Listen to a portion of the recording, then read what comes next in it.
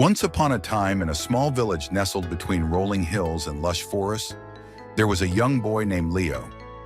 Unlike most children, Leo was born with a rare condition that made his legs incredibly weak.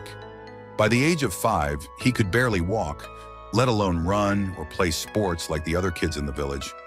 Yet despite his challenges, Leo had an unwavering spirit and an imagination that soared far beyond the hills surrounding his home. One day, as Leo was sitting on the porch of his family's cottage, he noticed a colorful kite soaring high in the sky. The kite danced and fluttered with a grace that fascinated him. Leo's eyes followed it, and an idea began to take shape in his mind.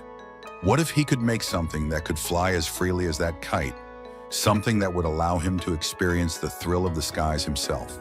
Determined to turn his dream into reality, Leo began gathering materials. He repurposed old wooden planks from discarded crates, and with help from his mother, who was skilled in sewing, they fashioned a large, wing-like contraption with fabric and sturdy string. Leo's father, a carpenter, helped to reinforce the structure. Each day after school, Leo would work on his creation, driven by the vision of his kite soaring high above the village. Weeks turned into months, and as the day of the village's annual festival approached, Leo's invention took shape.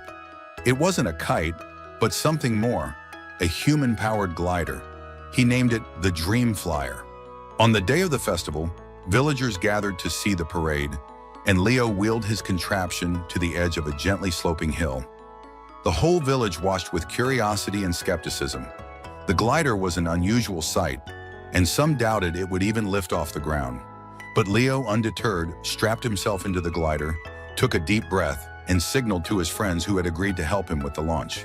With the help of a small crowd of supporters, Leo and his glider were positioned at the top of the hill. As the crowd held their breath, Leo grinned with determination. "Ready?" he called out. With a push, the glider began its descent, and as it picked up speed, Leo's heart pounded with excitement. The glider's wings caught the wind, lifting him off the ground for a brief, exhilarating moment. The village erupted in cheers and gasps as Leo soared a few feet above the ground, feeling the rush of the wind on his face. It wasn't a long flight, but it was enough to make Leo feel as if he were touching the sky. The villagers, inspired by Leo's courage and ingenuity, celebrated not just the success of the glider, but the incredible spirit of the boy who had made it happen. From that day on, Leo became a local hero. His story spread far and wide, inspiring many with his unwavering belief in himself and his dream. He went on to become an engineer, working on designs that would one day make real flight accessible to many.